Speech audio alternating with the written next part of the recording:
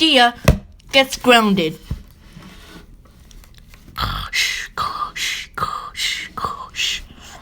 Dad, wake up!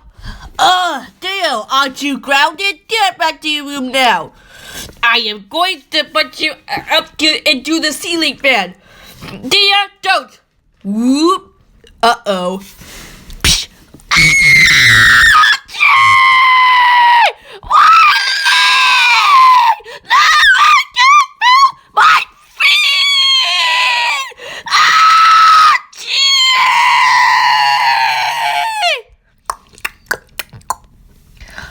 You monster! How dare you put me into the ceiling fan?